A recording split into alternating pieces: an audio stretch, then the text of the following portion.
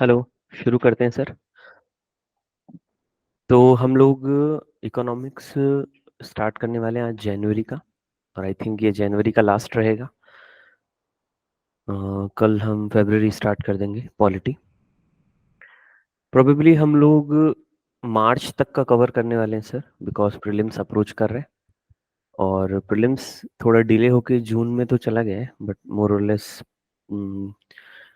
Exam में 15 अप्रैल तक के आसपास का ही कवर होगा, क्योंकि थोड़ा सा मार्जिन रहता है 1 से 1.5 महीने का। तो अगर 26 मई को पहले पेपर होने वाला था, तो करीब करीब 1 महीने का या 40 दिन का मार्जिन लेके आप चलेंगे, तो 15 अप्रैल तक का मोस्टली रहता है। तो हम लोग कोशिश करेंगे कि मार्च तक तो हम लोग अच्छे से कवर कर ही ले, और उसके बाद थोड़ा सा क्वेश्चन प्रैक्टिस करने का भी कोशिश करेंगे। ठीक है, चलिए। तो आज हमको, जी, कुछ कह रहे हैं? ओके। तो इकोनॉमी आज देखना है, इसमें कुछ इंपॉर्टेंट चीज़ें हैं अनकन्वेंशनल, जो कभी कम पूछी जाती है बट पूछ सकता है यूपीएससी। तो सबसे पहला जो चीज़ है that is the RBI. RBI bank of England sign MOU for the cooperation in the CCIL issue. तो यहाँ पे आरबीआई आप जानते हैं? सॉरी, कोई कुछ कह रहे हैं क्या? मुझे आवाज़ आ रही है। हम्म। तो आरबीआई और बैंक ऑफ इंग्लैंड वो वहाँ का आरबीआई है। ओके, मतलब वहाँ का इंग्लैंड का जो है सेंट्रल बैंक है। तो आरबीआई और bank of England sign MOU. MOU क्या होता है? Memorandum of understanding. Memorandum of understanding क्या होता है सर? जब कोई भी दो पार्टीज होती है, उन दोनों के बीच में कोई कॉमन अंडरस्टैंडिंग होती है कि सर इस वाले पॉइंट पे या इस वाले फील्ड में हम लोग कॉपरेट कर सकते हैं, तो वो दोनों कुछ कॉमन ग्राउंड्स पे आके अपने बीच में एक एग्रीमेंट काइंड ऑफ साइन करते हैं। ठीक है, उसमें कुछ कॉमन चीजें लिखी होती है, common area of endeavours, area of interest लिखे होते हैं, उनको मेमोरेंडम ऑफ अंडरस्टैंडिंग कहते हैं। और नियर फ्यूचर में कोई बड़ा एग्रीमेंट होने की पॉसिबिलिटी होती है। ऑल्दो एमओयू साइन हो गया, इसका मतलब कहीं ना कहीं कॉपरेशन तो कंट्रीज के बीच में हो ही रहा है। तो reserve bank of India, India का सेंट्रल बैंक, और बैंक ऑफ इंग्लैंड जो वहाँ का सेंट्रल बैंक है, इन दोनों के बीच में एक एमओयू साइन हुआ है। मतलब दोनों कोऑपरेट करने वाले हैं कुछ फील्ड्स में for cooperation in the CCIL issue. CCIL, अब यहाँ पे टर्म आ रहा है सीसीआईएल। अब सीसीआईएल क्या होता है सर? अगर आप लोगों में से किसी को पता है सीसीआईएल के बारे में, नहीं पता कोई बात नहीं। किसी को पता है सीसीआईएल के बारे में? सुना है सर कभी ये वर्ड? ओके। सो सीसीआईएल क्या है? Clearing corporation of India limited. CCIL की फुल फॉर्म क्या है? Clearing corporation of India limited. तो सीसीआईएल के इशू पर दोनों बैंक्स के बीच में एक एमओयू साइन हुआ है कि हम लोग कॉपरेट करने वाले हैं। इसका मतलब सीसीआईएल पे कॉपरेट करने वाले, और सीसीआईएल क्या है? Clearing corporation of India limited. Clearing corporation of India limited is CCIL. Wait. So अब यहाँ क्वेश्चन आता है कि सीसीआईएल क्या है सर? सीसीआईएल क्या होता है? सीसीआईएल बहुत सिंपल है। क्लियरिंग कॉर्पोरेशन से पहले ना, क्लियरिंग हाउस क्या होता है उसको समझ लो। क्लियरिंग हाउस क्या होता है? देखिए क्या होता है, कभी भी जब दो पार्टी के बीच में कोई ट्रांजेक्शन होता है, कोई भी ट्रांजेक्शन होता है, तो उस ट्रांजेक्शन को सक्सेसफुली इम्प्लीमेंट करने के लिए, जैसे आप अगर यहाँ खड़े हो और आपके सामने कोई पर्सन खड़ा है, ठीक है, और आप दोनों के बीच में कोई एग्रीमेंट हो रहा है, कोई सिंपल सा एग्रीमेंट हो रहा है कि सर मैं इसको पैसे दे रहा हूँ और मैं इससे कमोडिटी ले रहा हूँ। नॉर्मल एग्रीमेंट है सर ये तो वो बेसिक एग्रीमेंट तो आप आमने सामने खड़े हो तो क्लियरली हो जाता है। उस ट्रांजेक्शन में कोई मतलब लीप नहीं होता है, तुरंत हो जा रहा है वो, आमने सामने खड़े हो तो कमोडिटी एक्सचेंज हो रहा है या मनी एक्सचेंज हो रहा है।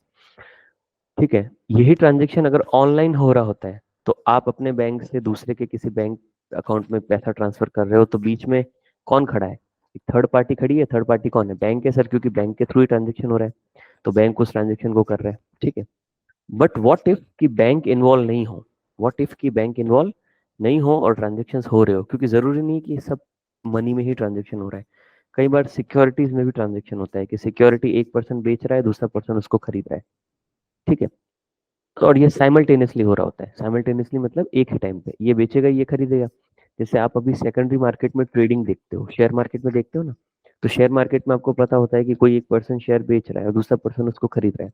तो ये जो सेटलमेंट हो रहा है, ये सेटलमेंट, इस सेटलमेंट में ये दोनों पार्टीज इन्वॉल्व है, एक तो बेचने वाला और एक खरीदने वाला। पर बेचने वाला और खरीदने वाला एक दूसरे को नहीं जानते सर, नहीं जानते सर, प्रोबेबली नहीं जानते। वो किसी न किसी एक लिस्टेड प्लेटफॉर्म पे क्या कर रहे होते हैं, अपनी ट्रेडिंग कर रहे होते हैं। एक लिस्टेड प्लेटफॉर्म है सर, जैसे बॉम्बे स्टॉक एक्सचेंज है, बीएसई। तो या तो वो बीएसई पे ट्रेड कर रहे हैं या फिर एनएसई पे ट्रेड कर रहे हैं, मतलब किसी न किसी एक सेकेंडरी मार्केट प्लेटफॉर्म पे वो लिस्टेड है और वहां वो ट्रेडिंग कर रहे हैं, बाइंग कर रहे हैं, सेलिंग कर रहे हैं। बट यहाँ पे ये समझने की जरूरत है कि ये जो बाइंग और सेलिंग हो रही है ये दोनों एक दूसरे को नहीं जानते सर। और इवन जान भी रहे होते तो ये इंश्योर नहीं कर पाते कि भाई ये ट्रांजेक्शन सक्सेसफुल होगा या नहीं। तो इस ट्रांजेक्शन की गारंटी क्या है? ठीक है, पॉसिबली सर मेरा एक एक एक डायरेक्शन से ट्रांजेक्शन हो जाए और दूसरी डायरेक्शन से हो ही ना, तो ये भी प्रॉब्लम देखने को मिलती थी पहले। ठीक है, तो ऐसी कंडीशन में बीच में कोई पर्सन होना चाहिए या कोई एक एंटिटी होनी चाहिए जो ये इंश्योर करे कि सर ये जो ट्रांजेक्शन है इसका सेटलमेंट जो है वो डेफिनेटली एक सर्टेन टाइम पीरियड में हो जाएगा, अगर आप उस पर्टिकुलर प्लेटफॉर्म पे लिस्टेड हो। बात समझ में आ रही है? तो एक जो बीच में एक कोई एंटिटी होती है, जो एंटिटी ये इंश्योर करती है कि सर ये जो ट्रांजेक्शन है इसके सक्सेसफुली इंप्लीमेंट करने के लिए ही हम लोग हैं, उसको एग्जैक्टली कहते हैं क्लियरिंग हाउस। क्या कहते हैं? Clearing house. समझे सर? तो जैसे अगर आप बॉम्बे स्टॉक एक्सचेंज पर अगर आप लिस्टेड हो और वहां पे आप ट्रेडिंग कर रहे हो, तो बॉम्बे स्टॉक एक्सचेंज का अपना खुद का एक क्या है? क्लियरिंग हाउस है sir, Bombay stock exchange clearing house. उसी तरीके से नेशनल स्टॉक एक्सचेंज का देखोगे ना, तो वो भी एक तरीके से क्या होगा? नेशनल स्टॉक एक्सचेंज का क्लियरिंग हाउस होगा। बात समझ में आ रही है? तो नॉर्मली जिस प्लेटफॉर्म पे आप लिस्टेड होते हो उस प्लेटफॉर्म का अपना खुद का एक क्या होता है? क्लियरिंग हाउस होता है। वो क्लियरिंग हाउस का क्या काम है कि जब ये वो क्लियरिंग हाउस क्या होता है? ठीक है, उस क्लियरिंग हाउस को एक तरीके से आप काउंटर पार्टी भी बोलते हो। क्या बोलते हो? Counter party, central counter party. तो क्या करती है वो कि जो ये बेचने वाला है, अब मान लो ये वाला जो है वो बेच रहा है, तो ये बेच रहा है और ये खरीद रहा है इसको। ठीक है, तो ये बेच रहा है और ये खरीद रहा है ना, तो एग्जैक्टली इसके बीच में वो मिडिल मैन की तरह वो क्लियरिंग हाउस खड़ा रहेगा, और ये बेचेगा ना तो पहले उससे ये खरीदेगा और फिर ये उसको क्या करेगा? देगा। ठीक है, और इधर से जो मनी आएगी वो पहले ये लेगा और फिर इसको देगा। तो ये बहुत इंपॉर्टेंट मिडिल मैन हो जाता है बीच में, जो इस ट्रांजेक्शन की गारंटी ले रहा है। क्या कर रहा है? ट्रांजेक्शन की गारंटी ले रहा है। समझ में आ रहा है सर? तो एक मिडिल मैन की तरह काम करते हैं, उस ट्रांजेक्शन की गारंटी लेते हैं। इंपॉर्टेंट क्या है? वो गारंटी है सर।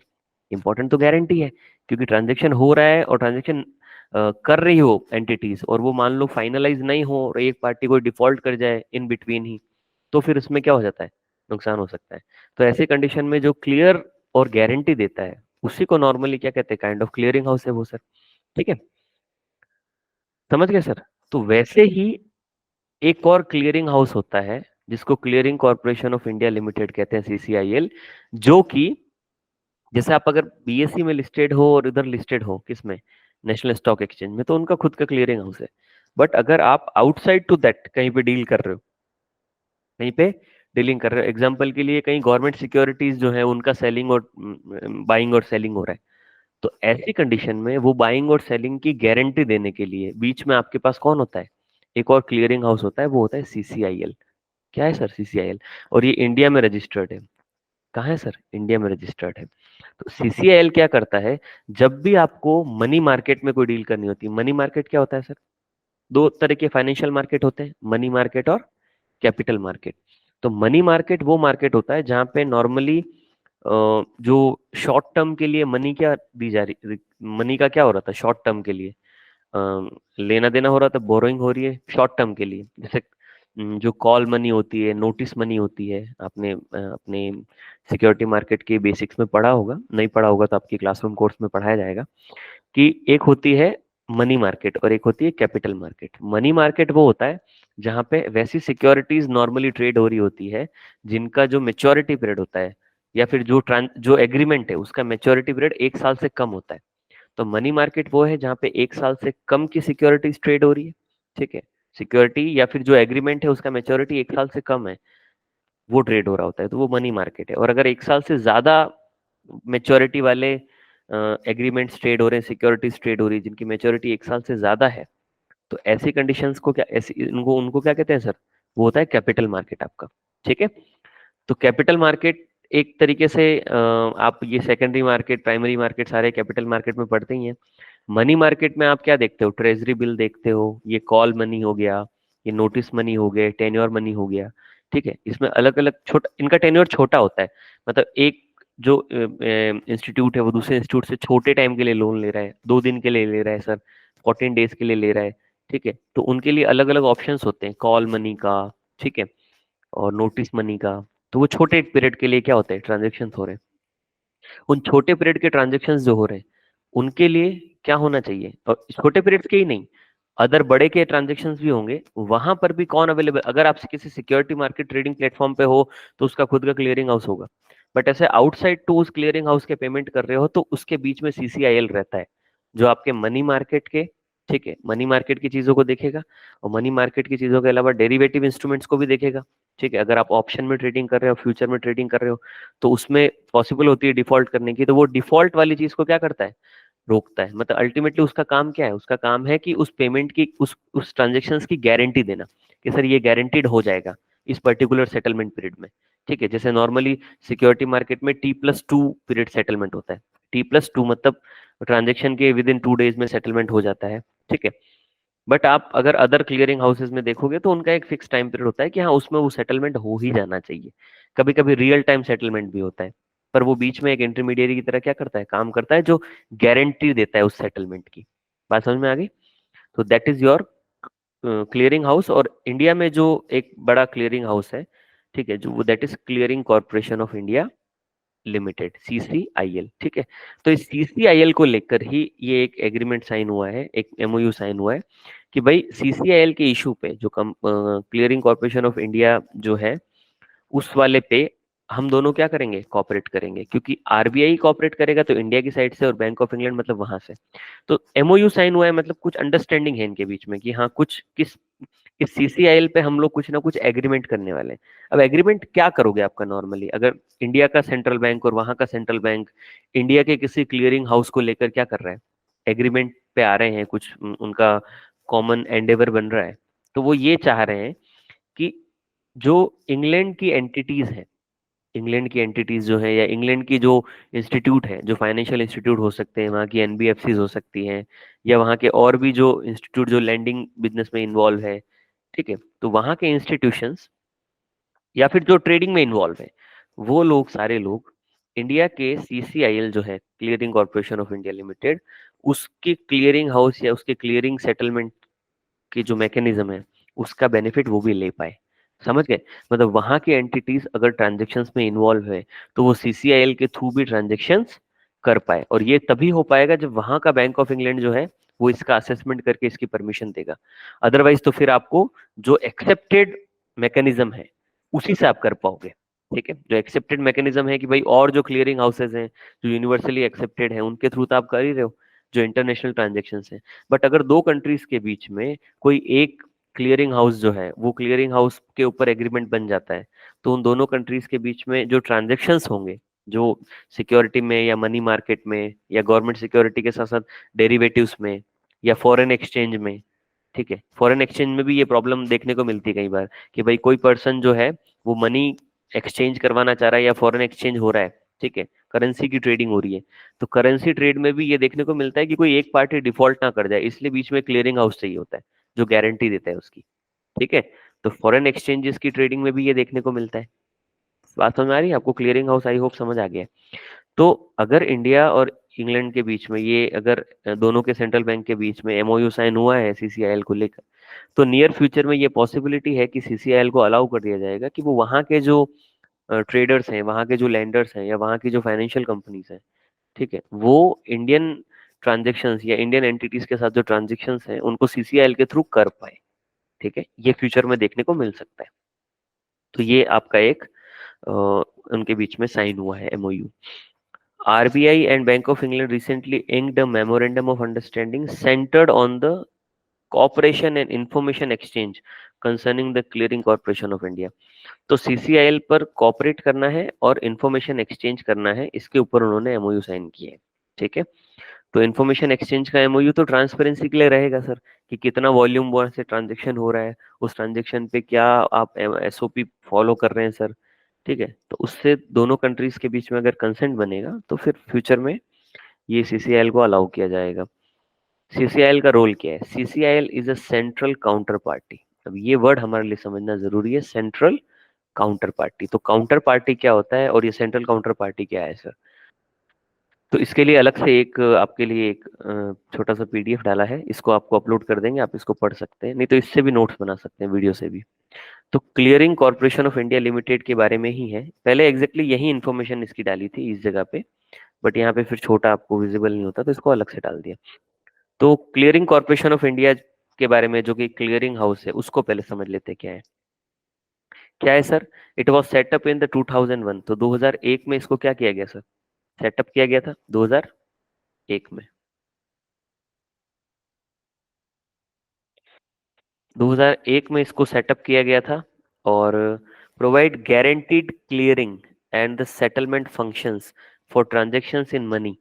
तो मनी जो शॉर्ट टर्म मनी मार्केट है आपका, उस मनी मार्केट की ट्रांजैक्शंस देखेगा सर, क्योंकि कैपिटल मार्केट के ट्रांजैक्शंस के लिए तो नॉर्मली क्या होता है, आपके पास उसका क्लियरिंग हाउस होता ही है जहां पे आप ट्रांजैक्शंस कर रहे हो, ठीक है। तो मनी मार्केट के ट्रांजैक्शंस ये सीसीआईएल चेक करेगा उस पर, और इसका मेन काम क्या है? Guaranteed clearing and settlement function, ठीक है। मनी मार्केट से रिलेटेड फिर आता है जीसेक। अब गवर्नमेंट सिक्योरिटीज से रिलेटेड भी देखेगा। अब गवर्नमेंट सिक्योरिटीज का जनरली ट्रेड आपको सेकेंडरी मार्केट प्लेटफॉर्म्स पे नहीं देखने को मिलता, क्योंकि गवर्नमेंट सिक्योरिटी तो एक मतलब एक फिक्स टर्म सिक्योरिटी है कि भाई 10 साल का मेच्योरिटी है मान लो एग्जांपल के लिए, उस पर फिक्स इंटरेस्ट रेट है। तो गवर्नमेंट सिक्योरिटीज की ट्रेडिंग आपको सेकेंडरी मार्केट प्लेटफॉर्म पे नहीं देखने को मिलेगी, ठीक है। पर जहां वो हो रही है, वो फिर सीसीआईएल क्या कर रहा है, उसको एक इंटरमीडिएटर की तरह काम कर रहा है कि हाँ वहां क्लियरेंस वो कराएगा सर, वहां वो गारंटी दे देगा, ठीक है। तो सीसीआईएल के थ्रू गवर्नमेंट सिक्योरिटीज जो है उनमें भी ट्रेडिंग देखने को मिलती है। और गवर्नमेंट सिक्योरिटी तो शॉर्ट टर्म भी हो सकती है sir, long term short term दोनों होती है। तो शॉर्ट टर्म की जब बात करते हो, शॉर्ट टर्म गवर्नमेंट सिक्योरिटी, तो शॉर्ट टर्म गवर्नमेंट सिक्योरिटी मतलब मनी मार्केट वाली सिक्योरिटी जिनका maturity period less than 1 year होता है।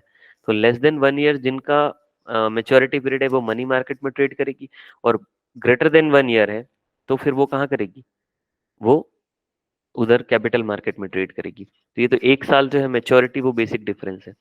और गवर्नमेंट सिक्योरिटी जो लेस देन 1 ईयर मेच्योरिटी वाली है उसको कहते हैं टी बिल। क्या कहते हैं उसको? T bill. अगर आपको नहीं पता तो यहीं पे पता कर लीजिए, और पता है तो बहुत अच्छी बात है। टी बिल, इसको ट्रेजरी बिल कहते हैं। मतलब वो गवर्नमेंट सिक्योरिटी जिसका मेच्योरिटी 1 साल से कम है, 394 डेज भी हो सकता है, 394 डेज का भी ट्रेजरी बिल होता है, ठीक है। तो वो गवर्नमेंट सिक्योरिटी जिनका मेच्योरिटी पीरियड 1 साल से कम है उनको ट्रेजरी बिल कहा जाता है सर। क्या कहते हैं? Treasury bill. और जिनका 1 साल से ज्यादा है उनको जनरल गवर्नमेंट सिक्योरिटी कहा जाता है, ठीक है। जनरल मतलब एक जनरल टर्म गवर्नमेंट सिक्योरिटी है। और टी बिल भी एक तरह की गवर्नमेंट सिक्योरिटी ही है, ध्यान रखना, ठीक है। तो ट्रेजरी बिल में ट्रेडिंग होगी तो भी सीसीआईएल के थ्रू होगी, जीसेक में जो लॉन्ग पीरियड है उसमें भी होगी। फॉरेन एक्सचेंज अभी बताया था सर, अगर फॉरेन करेंसी में ट्रेडिंग हो रही है तो वो उसमें भी आपको देखने को मिलता है कि डिफॉल्ट कर जाए कोई पार्टी, तो ऐसी कंडीशन में सीसीआईएल उसकी क्लियरिंग में हेल्प करता है। डेरिवेटिव मार्केट, डेरिवेटिव मार्केट मतलब क्या है? डेरिवेटिव्स क्या होते हैं सर, आपको इन्हीं लेक्चर्स में बताया है। डेरिवेटिव्स वो होते हैं जिसमें जो जिनकी जो एग्जैक्ट वैल्यू होती है वो किसी अंडरलाइंग एसेट पे डिपेंड करती है। पी नोट्स बताया था आपको, पार्टिसिपेटरी नोट्स, जिसमें कोई पर्सन जो इंडिया में इन्वेस्ट करना चाहता है बट वो सिक्योरिटी मार्केट रेगुलेशंस में रजिस्ट्रेशन नहीं चाहता, तो ऐसी कंडीशन में जो ऑलरेडी एफआईआई है, जो फॉरेन इंस्टीट्यूशनल इन्वेस्टर इंडिया में ऑलरेडी रजिस्टर्ड है, वो उस एफआईआई के थ्रू क्या करता है? इन्वेस्टमेंट करता है, वो पैसा उसको दे देता है, ठीक है। और ये इसको एक इंस्ट्रूमेंट देता है जिसको कहते हैं पी नोट। क्या कहते हैं? पी नोट्स कहते हैं सर, ठीक है। और ये एफआईआई फिर क्या करता है? इंडियन मार्केट में इन्वेस्ट करता है, फिर इस पे जो रिटर्न आता है इधर, वो रिटर्न के बेस पे ही पी नोट का रिटर्न डिपेंड करता है। तो पी नोट का एग्जैक्टली कोई रिटर्न नहीं होता। पी नोट का कंडीशन ये है कि इधर जैसे रिटर्न आएगा वैसे उस पे आएगा। तो पी नोट एक तरीके का डेरिवेटिव है सर, क्योंकि उसकी जो वैल्यू है वो किसी अंडरलाइंग एसेट पे, और वो एसेट कौन सा है? जो एफआईआई इन्वेस्ट कर रहा है आगे, उस पे डिपेंड करती है, तो उसको डेरिवेटिव बोलते हैं। सिमिलरली ऑप्शन ट्रेडिंग, ठीक है, फॉरवर्ड ट्रेडिंग, फ्यूचर कॉन्ट्रैक्ट्स, ये सब भी क्या है सर? ये सब भी एक तरीके के क्या है? डेरिवेटिव है। जैसे एग्जांपल के लिए आपने कोई ऑयल से रिलेटेड किसी फ्यूचर उसमें फ्यूचर में ट्रेड कर रखा है, फ्यूचर बॉन्ड में, तो उसमें ये होता है कि उसकी जो वैल्यू होगी वो फ्यूचर में ऑयल के जो रेट चलेगी उस पर डिपेंड करेगी, तो उसकी खुद की कोई वैल्यू नहीं है। वो जो अंडरलाइंग एसेट क्या है उसका? ऑयल का मार्केट प्राइस है, तो ऑयल के मार्केट प्राइस के बेस पे आपको फ्यूचर में रिटर्न मिलेगा, तो वो भी एक तरीके का क्या है, डेरिवेटिव है। तो इस तरीके के डेरिवेटिव मार्केट पे भी क्या होगा, सीसीआईएल काम करेगा सर, ध्यान रखिएगा, ठीक है। तो ये आपका हो गया सीसीआईएल के बारे में। इसके प्रमोटर्स कौन है, प्रमोटर मतलब जो मेजर शेयर होल्डर्स हैं, एसबीआई है sir, IDBI, ICICI life insurance, LIC भी है, bank of Baroda, HDFC, major सारे बैंक है। और एक कौन है सर यहाँ पे, एलआईसी है, ठीक है, लाइफ इंश्योरेंस कॉर्पोरेशन भी इसका क्या है, प्रमोटर है सर, ठीक है। और ये मोस्टली पब्लिक सेक्टर बैंक है, इसका मतलब पब्लिक सेक्टर बैंक की ही इसमें मेजर ओनरशिप है, ठीक है। चलिए, the company was,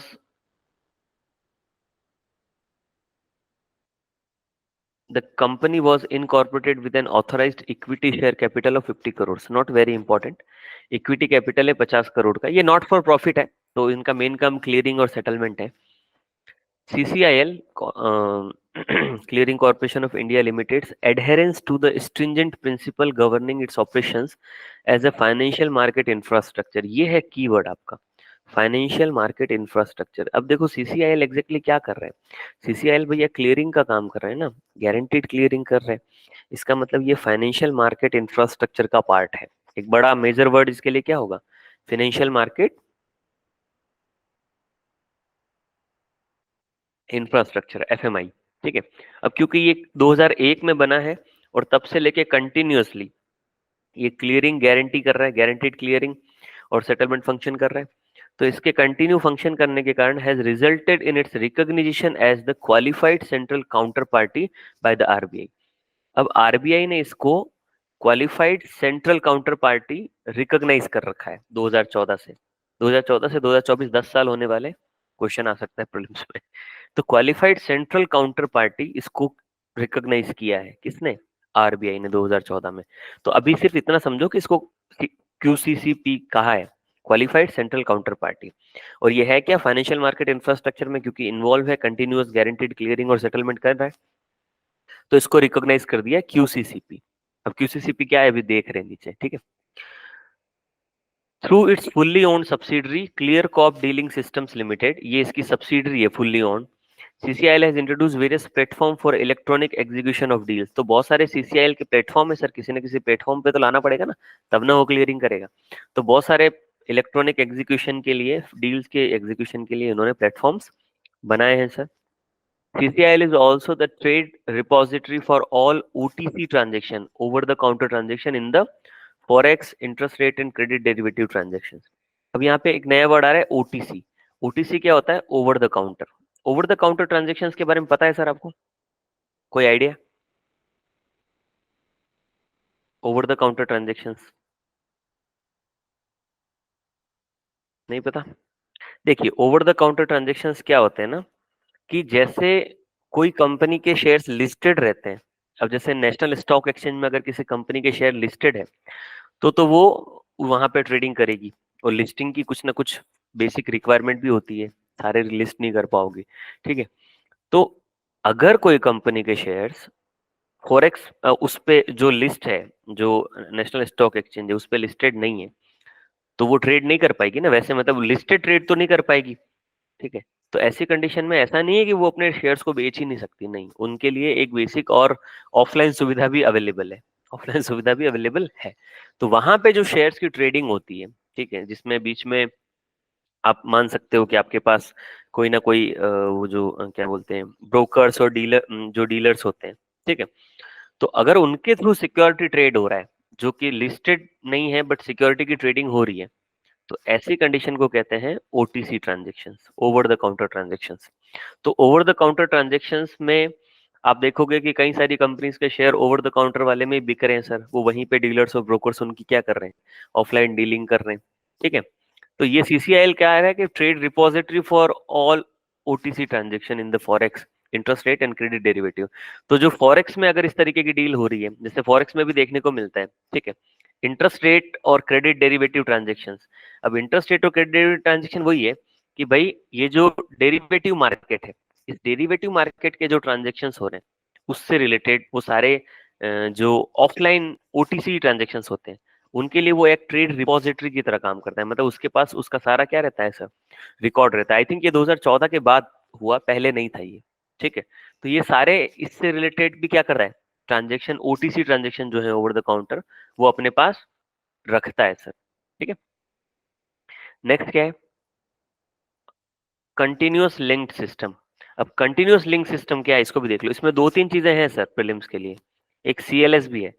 CLS bank होता है एक तरीके का। तो कंटिन्यूअस लिंक्ड सेटलमेंट क्या होता है, is an initiative by the consortium of world's largest foreign exchange clearing banks. तो वर्ल्ड के जो बड़े बड़े फॉरेन एक्सचेंज क्लियरिंग बैंक्स हैं, उन बैंक्स ने एक सिस्टम बनाया है to eliminate the settlement risk in the foreign exchange transaction.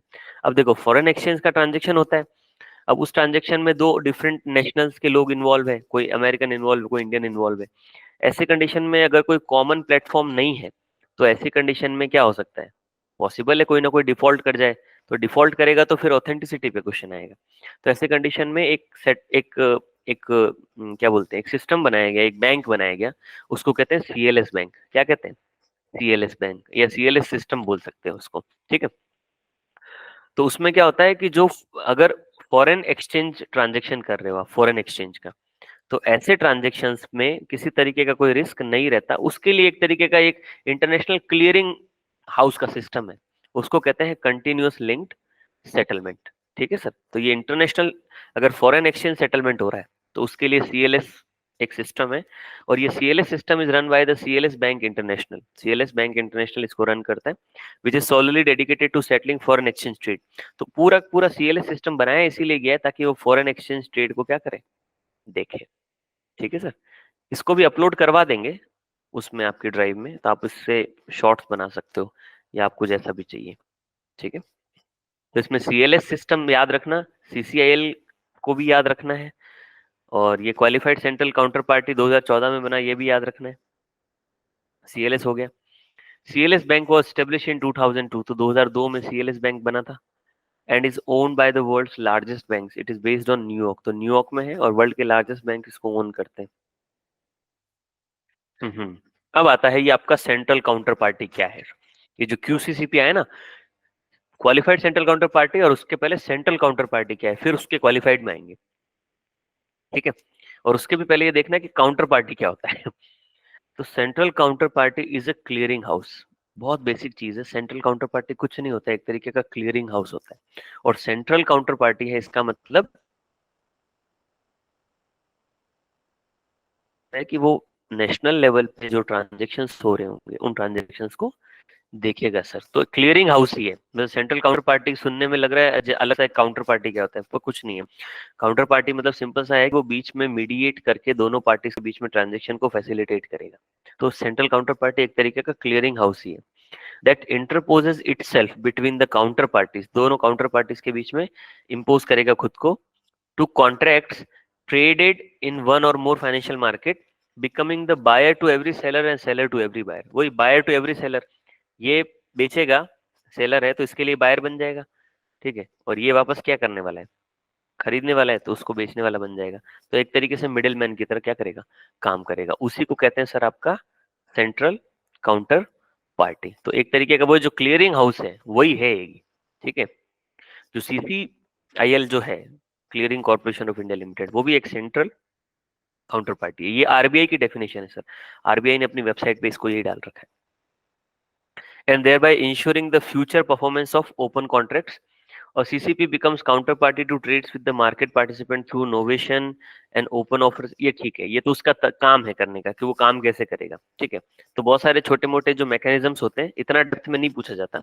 तो सेंट्रल काउंटर पार्टी क्या है, एक तरीके का क्लियरिंग हाउस है, जो कि बीच में क्या करेगा, सेटलमेंट के लिए, गारंटीड सेटलमेंट के लिए बीच में इंटरवीन करेगा।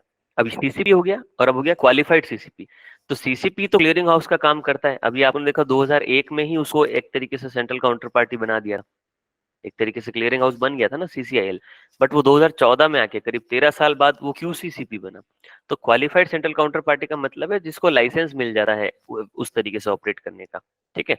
तो is an entity that is license to operate as a CCP, ठीक है। तो उसको पहले सेंट्रल काउंटर पार्टी नाम से नहीं कंसीडर किया जा रहा था, एक गारंटीड क्लियरिंग और सेटलमेंट फंक्शन वो कर रहा था सीसीआईएल के नाम से। बट उसको फिर अल्टीमेटली 2014 में उन्होंने क्यूसीसीपी बोला, और फिर वो क्या करने लगा, एज अ क्या बोलते हैं, एज अ रिकॉग्नाइज सीसीपी वो काम करने लगा, ठीक है। तो license to operate as a CCP, ठीक है, and is permitted by appropriate regulator overseer to operate such as with respect to the product offered। तो जो भी होते हैं प्रोडक्ट या जो भी क्या बोलते हैं उसका बेसिक ट्रांजेक्शन्स या फिर गारंटीड क्लियरिंग करने का काम होता है वो उसको अंजाम दे रहा होता है। समझ आया सर? तो ये आपका हो गया क्वालिफाइंग सेंट्रल काउंटर पार्टी। इसको भी आप याद रखेंगे कि क्यूसीसीपी क्या होता है, ठीक है। क्यूसीसीपी तो वही सीसीपी है जिसको आप क्या करते हो, जिस सेंट्रल काउंटर पार्टी को लाइसेंस दे दिया जाता है, ठीक है, टू वर्क इन सच ए वे, वो हो जाता है आपका क्वालिफाइड सीसीपी। ऐसा नहीं है कि सीसीपी पहले काम नहीं कर रहा था, पहले भी कर ही रहा था सर, 2001 से काम कर रहा था वो, ठीक है, गारंटीड क्लियरिंग का। बट अब वो नेशनल इंपॉर्टेंस में आ गया, तो उसको आप क्या करोगे, गारंटीड थोड़ा सा लाइसेंस वगैरह देके उसको उसका स्टेटस बढ़ाओगे। अब यहाँ पे एक और चीज जो है वो नीचे वो याद रखना, ये सीपीएसएस आईओ एसओसी प्रिंसिपल्स क्या है, ठीक है। ये कुछ नहीं है, सिंपल है। ये फाइनेंशियल मार्केट इंफ्रास्ट्रक्चर के लिए है। ये आपने शुरू में एक वर्ड यूज किया था हमने, फाइनेंशियल मार्केट इंफ्रास्ट्रक्चर। तो फाइनेंशियल मार्केट क्योंकि बहुत बड़ा है sir, money market, capital market, बहुत बड़े मार्केट है, कंटिन्यूअस ट्रांजेक्शन चल रहे हैं। तो उसके लिए जो इंफ्रास्ट्रक्चर जरूरी होता है, डिजिटल इंफ्रास्ट्रक्चर हो सकता है, ठीक है, अदर जो आपको साइबर सिक्योरिटी भी उसका एक पार्ट हो सकता है। तो पूरा एक क्या है, एक डिजिटल इंफ्रास्ट्रक्चर है। तो उसको कहते हैं फाइनेंशियल मार्केट इंफ्रास्ट्रक्चर। और ये सीपीएस आईओएसओ एससीओ जो है वो प्रिंसिपल्स हैं। वो किसके प्रिंसिपल्स हैं, फाइनेंशियल मार्केट इंफ्रास्ट्रक्चर के। शॉर्ट फॉर्म पूछ सकते हैं कि ये sir recently CPSS IOSCO principles किससे रिलेटेड है, ये पूछ सकते हैं। तो ये बहुत सिंपल है, ये फाइनेंशियल मार्केट इंफ्रास्ट्रक्चर से रिलेटेड है, ठीक है। अब इसका जो फुल फॉर्म है सीपीएसएस का, कि committee on the payment and settlement system. CPSS का फुल फॉर्म यहाँ लिखा हुआ नहीं है, बट आप लिख सकते हैं या बाद में ढूंढोगे तो भी मिल जाएगा, ठीक है। क्या है, committee on the payment and settlement system, ठीक है।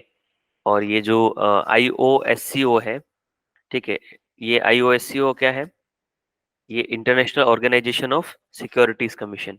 International organisation of securities commission. Full form तो नहीं पूछेंगे इसका, बट स्टिल क्या पता फुल फॉर्म पूछ ले कि ये किससे जुड़ा है। पर फुल फॉर्म पूछ के पूछेंगे तो वो तो पता चलेगा ही उसमें कि बैंकिंग से रिलेटेड है या फिर फाइनेंशियल मार्केट से रिलेटेड है। बट शॉर्ट फॉर्म क्योंकि उसकी इसका एक्रोनिम काफी बड़ा दिख रहा है तो पूछ सकते हैं, ठीक है। तो सीपीएसएस आईओएससीओ प्रिंसिपल्स ये फाइनेंशियल मार्केट इंफ्रास्ट्रक्चर से जुड़े हुए हैं। तो आई होप आपको सेंट्रल काउंटर पार्टी समझ में आया होगा, और आपको ये भी समझ में आ गया होगा कि सीसीआईएल एक तरीके का क्वालिफाइड सेंट्रल काउंटर पार्टी है। CCIL is a central counterparty is crucial for clearing and settlement in transactions related to government security। GSEC में काम करेगा, foreign exchange and money market में भी काम करेगा, ठीक है। The regulatory oversight for CCIL falls under purview of RBI. अब ट्रांजेक्शन्स हो रहे हैं सर पूरे के पूरे फाइनेंशियल मार्केट है। ऑल्दो आप देखोगे कि फाइनेंशियल मार्केट या कैपिटल मार्केट का मेजर रेगुलेटर सेबी है, बट यहाँ पे रेगुलेटरी ओवरसाइट आरबीआई का आया है क्योंकि सिर्फ उसमें डील नहीं कर रही है, सिर्फ कैपिटल मार्केट में या सिक्योरिटी मार्केट में डील नहीं कर रहा है, उसके अलावा मनी मार्केट भी है, फॉरेन एक्सचेंज में भी डील कर रहा है, जीसेक में भी डील कर रहा है, ठीक है।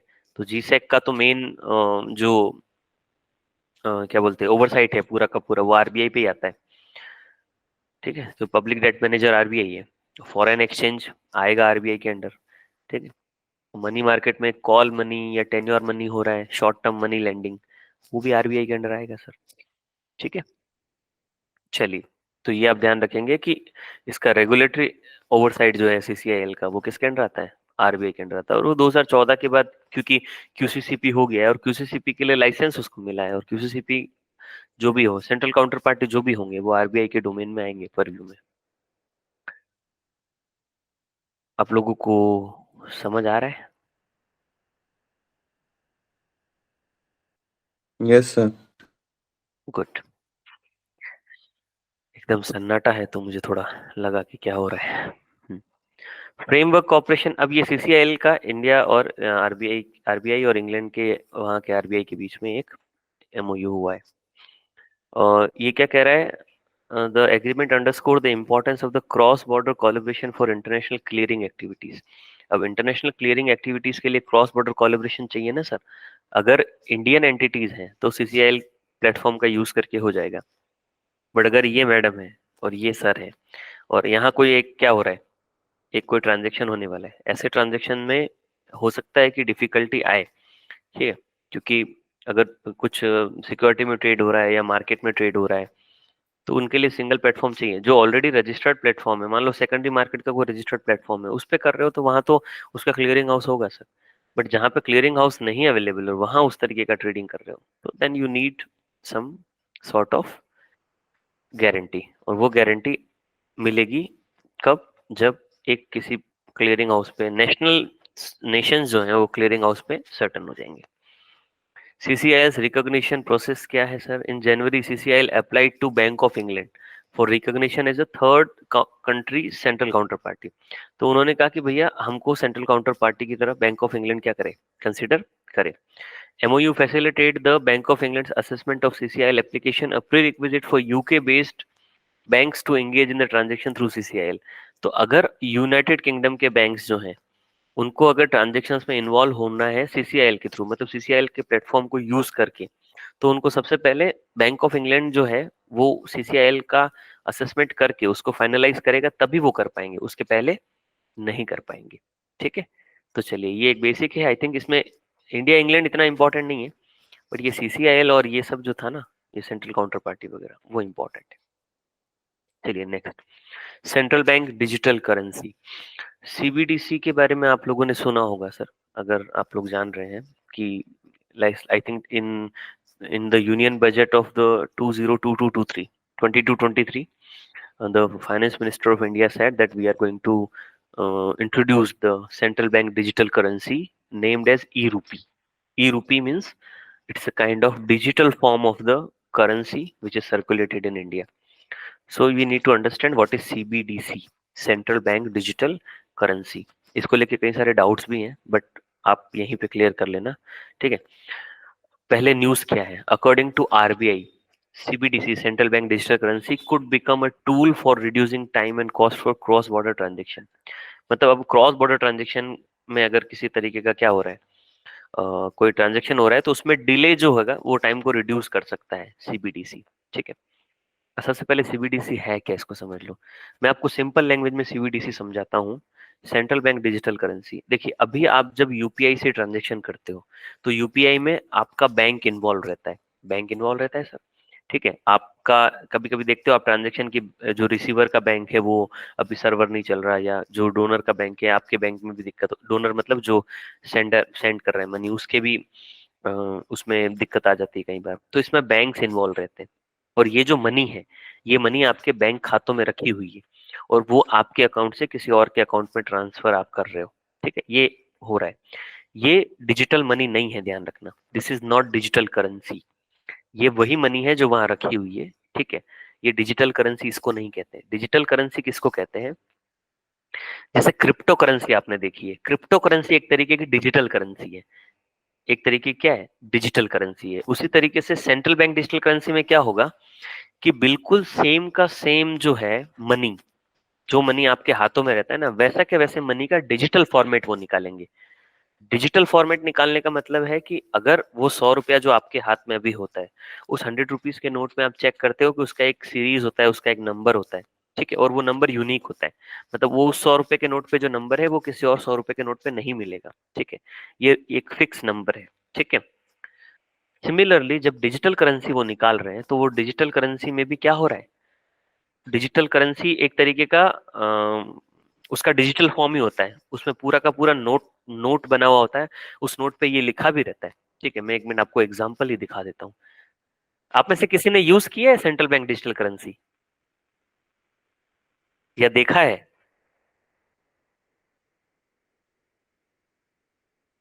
No sir.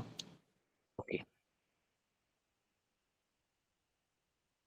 दिखा देता हूँ ताकि, क्योंकि सीबीडीसी को लेके काफी कंफ्यूजन रहता है कि यार अकाउंट वाला पैसा है, यूपीआई में भी तो चल रहा है, वो अलग है।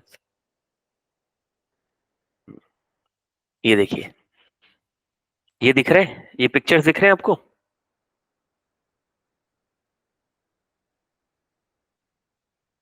हेलो, कोई है? दिख रहे हैं सर। हाँ, तो ये जो दिख रहा है ना, ये एक तरीके का क्या है, ये सारे डिजिटल रुपये है। तो डिजिटल रुपी को आपको कैसे यूज करना होता है, आपको एक एप्लीकेशन डाउनलोड करना होता है। वो एप्लीकेशन ई रुपी किसी का भी हो सकता है, किसी का भी मतलब बैंक्स के एप्लीकेशन हो सकती है। बैंकों को राइट दिया गया है कि वो अपना अपना खुद का एप्लीकेशन निकाल सकते हैं ई रुपी के लिए। तो आप जैसे मान लो एसबीआई का ई रुपी का एप्लीकेशन डाउनलोड करेंगे, तो वो डाउनलोड करने के बाद वो आपके फोन नंबर से आपको क्या करेगा, वेरीफाई करेगा। फोन नंबर से वेरीफाई करने के बाद आपका वो एक तरीके का डिजिटल वॉलेट हो गया आपका, डिजिटल वॉलेट। उस डिजिटल वॉलेट में आप अपने बैंक अकाउंट के थ्रू पैसा ऐड कर सकते हो, ठीक है। और अगर आपके पास बैंक अकाउंट नहीं भी है तो भी आप क्या कर सकते हो, अपना डिजिटल वॉलेट अपना रख सकते हो। मतलब जरूरी नहीं है कि आपका एसबीआई में अकाउंट है तो एसबीआई वाला ही ऐप डाउनलोड करो, ऐसा कुछ नहीं है। आप किसी, ये बैंकों को फैसिलिटेट किया गया है कि आप अपना अपना क्या करो, अपना खुद का एक डिजिटल वॉलेट निकाल सकते हो। खुद का नहीं होता है वो, डिजिटल वॉलेट वो बना सकते हैं। तो मल्टीपल डिजिटल वॉलेट आपके पास अवेलेबल है, आप किसी का भी डाउनलोड करो, समझ गए।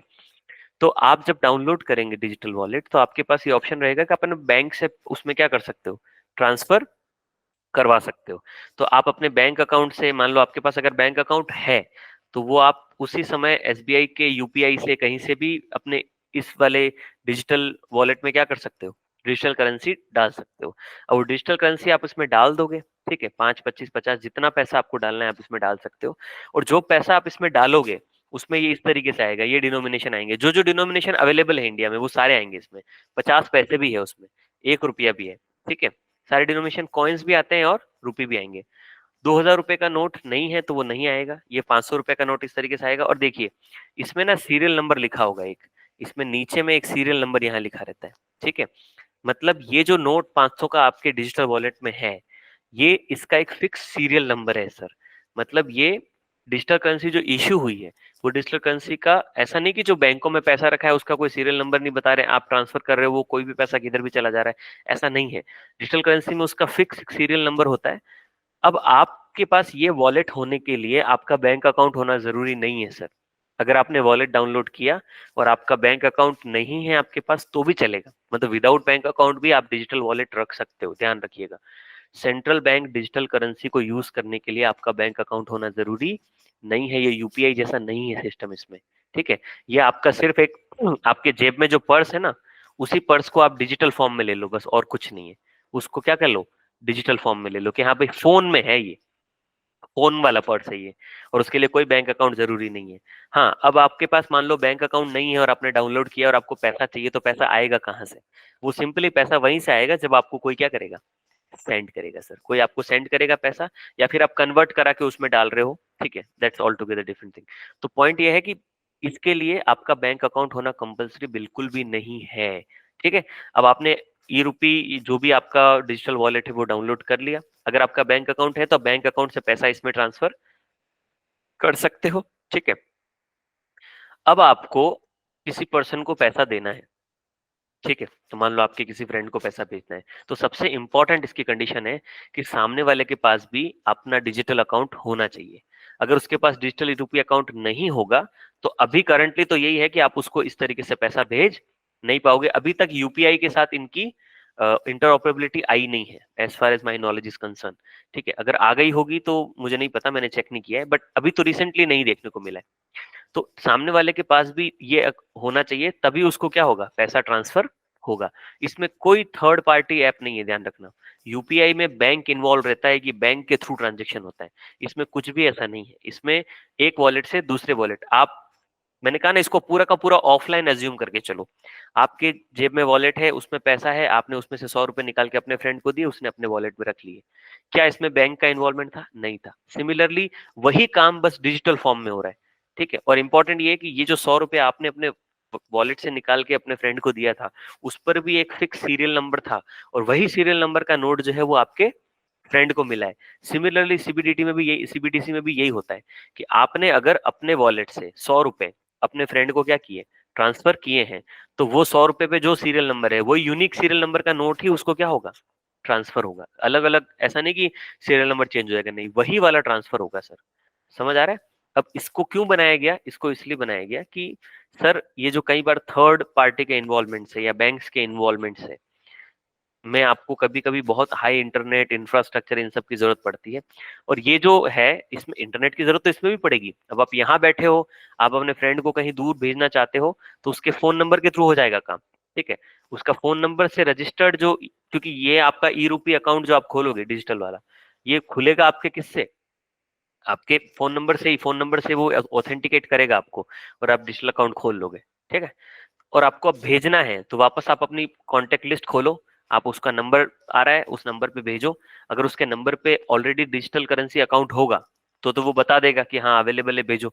और नहीं होगा तो बोल देगा कि सर उसके पास, अगले के पास डिजिटल करेंसी अकाउंट नहीं है सर। और यूपीआई के साथ जब अडेप्टेबिलिटी आ जाएगी, इंटरऑपरेबिलिटी आ जाएगी, उसके बाद आप इससे यूपीआई को भी भेज पाओगे, यूपीआई वाला आपको भी भेज पाएगा। अब ये इंटरऑपरेबिलिटी थोड़ा सा कॉम्प्लिकेटेड होगा, क्योंकि जब आप डिजिटल करेंसी अकाउंट में रहोगे तो आपके पास बिल्कुल हर नोट का सीरियल नंबर रहेगा, बट जब आप ट्रांसफर करोगे यूपीआई में तो फिर वो सीरियल नंबर वहां उधर जाके लुप्त हो जाएगा। वो कैसे होगा, ये इस पे अभी काम चल रहा है, ठीक है।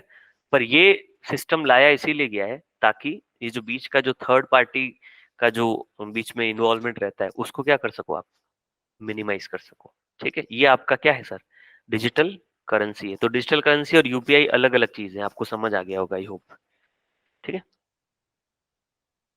तो CBDC are a form of digital currency, digital currency है सर, ध्यान रखिएगा। Issued by country central bank, central bank issue करता है। अब ध्यान रखना, it's are a form of digital currency. Digital currency बहुत तरीके की होती है। डिजिटल करेंसी जो क्या होती है, जो कहीं ना कहीं आप देखोगे कि आपके ऑफलाइन फॉर्मेट में नहीं है, ऑनलाइन में आपको मिल रहा है, मोबाइल में, कंप्यूटर में, वो आपकी डिजिटल करेंसी है। अब आप बिटकॉइन की बात करोगे, इथेरियम की बात करोगे, ये सब जो आप देख रहे हो ये सब भी क्या है, डिजिटल करेंसीज है सर। आपकी इथेरियम भी डिजिटल करेंसी है, आपका ये जो क्या बोलते हैं बिटकॉइन है, ये भी डिजिटल करेंसी है। बट इनमें और सीबीडीसी में डिफरेंस है सर, ठीक है। क्योंकि आप देखोगे कि ये जो डिजिटल करेंसी है, सेंट्रल बैंक डिजिटल करेंसी, ये कौन रिलीज कर रहा है, कंट्री का सेंट्रल बैंक रिलीज कर रहा है, ठीक है। बिटकॉइन और ये जो अदर इथेरियम वगैरह है, इन सबको कंट्री के सेंट्रल बैंक्स इशू नहीं कर रहे हैं सर। वो तो उनका फिएट करेंसी में फेथ ही खत्म हो गया था, इसीलिए तो क्रिप्टो करेंसीज आई, समझ आया। तो यहाँ पे क्या समझ आ रहा है कि all the crypto currencies are digital currencies, समझ में आ रहा है। सारी क्रिप्टो करेंसी सारी डिजिटल करेंसीज है, पर all the digital currencies are not crypto currencies. Okay sir, this kind of statement could be asked. All the digital currencies, और you can say all the crypto currencies, सारी crypto currency जो है सारी की सारी क्या है, डिजिटल करेंसी है सर, है। पर सारी डिजिटल करेंसी क्रिप्टो करेंसी है क्या, नहीं। क्यों, क्योंकि कुछ डिजिटल करेंसी तो सीबीडीसी भी तो हो सकती है, वो तो नहीं है सर क्रिप्टो करेंसी, समझ गए सर। चलिए, तो CBDCs are a form of digital currency issued by the country's central bank. तो कौन इशू कर रहा है, आरबीआई इशू कर रहा है। और ये जरूरी नहीं है, सीबीडीसी सिर्फ इंडिया के केस में नहीं है sir. Central bank digital currency जो है वो और भी कंट्रीज में भी आ सकती है। इंडिया के केस में उसको ई रूपी कहा गया है, क्या कहा गया है, ई रूपी, समझ आ रहा है। इंडिया के केस में ई रूपी है, वैसे ही वर्ल्ड की अदर कंट्रीज जो है वो अपना अपना जो है करेंसी को अपने डिजिटल फॉर्म में ला सकती है। अब देखो एक और बड़ा जो रीजन है कंट्री की करेंसी को डिजिटल फॉर्म में लाने का, वो रीजन है कि आपका जो करेंसी का जो मैनेजमेंट होता है, करेंसी का प्रिंटिंग वाला मैनेजमेंट, और करेंसी में वियर एंड टीयर भी देखने को मिलता है। उस वियर एंड टीयर की वजह से आपको बहुत ज्यादा क्या होता है, नुकसान होता है सर। नुकसान का मतलब है हर साल आपको बड़ा बड़ा एक्सपेंडिचर आ जाता है, आता है एक्सपेंडिचर। उस एक्सपेंडिचर को भी आप क्या करना चाहते हो, रिड्यूस करना चाहते हो, ठीक है। जो आपका कैश मैनेजमेंट एक्सपेंडिचर है, कैश मैनेजमेंट एक्सपेंडिचर मतलब जैसे आरबीआई को पता है हर साल इतने नोट खराब होंगे, नए नोट छापने पड़ेंगे, उस नए नोटों का मैनेजमेंट देखना पड़ेगा। तो ये पूरे मैनेजमेंट में आपको पता है कि पर एनम, आई थिंक 2021-22 का डेटा बता रहा हूँ, करीब करीब 4,000 करोड़ रुपए आरबीआई को क्या हुए, खर्च हुए सर इस कैश मैनेजमेंट में। अब कैश मैनेजमेंट में सिर्फ ये नहीं है कि जो वियर एंड टियर हो रहा है, नहीं भैया, आपको एटीएम सारे देखने पड़ेंगे, क्योंकि एटीएम से कैश निकलेगा ना सर, एटीएम से कैश निकलेगा, एटीएम्स का मैनेजमेंट देखो, उनका उनका मेंटेनेंस करवाओ, ये सारा पूरा नेटवर्क है ना सर। तो जो नेशनल फाइनेंशियल स्विच से जुड़ा हुआ है, उस नेशनल फाइनेंशियल स्विच एनएफएस से जुड़े हुए पूरे नेटवर्क को आपको क्या करना पड़ेगा, देखना पड़ेगा सर। एटीएम्स के नेटवर्क को भी, उनका मेंटेनेंस, उनका, और फिर नोट्स में वियर एंड टियर, ठीक है, उनका ट्रांसपोर्टेशन, कितना सारा कॉस्ट आरबीआई को आता है, बहुत कॉस्ट आता है। वो कॉस्ट करीब करीब 2021-22 में 4000 करोड़ थी सर। 4000 करोड़ किसको कहते हैं, कितना ज्यादा इसमें वो है। अगर आप पूरी की पूरी करेंसी को डिजिटल फॉर्म में ले जाओ तो यूपीआई की फॉर्म में तो गया ही है, बट यूपीआई में इंटरनेट स्पीड चाहिए, थर्ड पार्टी बैंक का भी इन्वॉल्वमेंट है, उसको उससे एक स्टेप आगे बढ़ के आपने वॉलेट को ही डिजिटल बना दिया कि आपकी जेब में जो वॉलेट रख रहे हो उसको हम डिजिटल फॉर्म में फोन में ले आते हैं।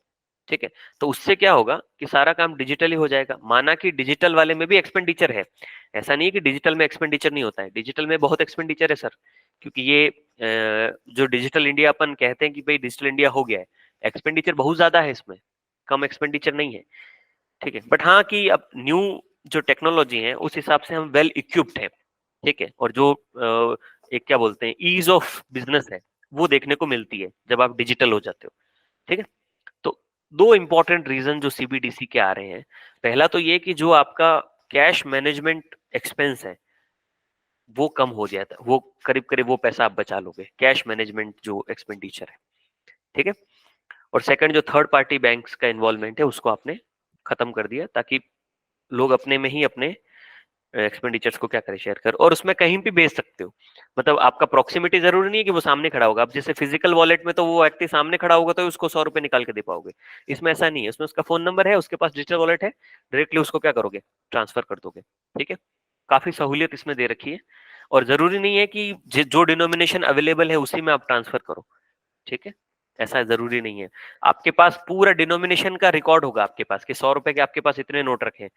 ऐसा नहीं है कि हवा में, जैसे आपके यूपीआई अकाउंट में मान लो 5000 रुपए पड़े, कितने, 5000 रुपए, अगर आप बैंक जाओगे लेने के लिए कि मेरे 5000 रुपए निकाल के दे दो, अब वो बैंक वाले का मन कि वो कितना निकाल, मतलब कैसे निकाल के दे, वो आपको 100 के नोट दे देगा, 50 तो भी हो गया।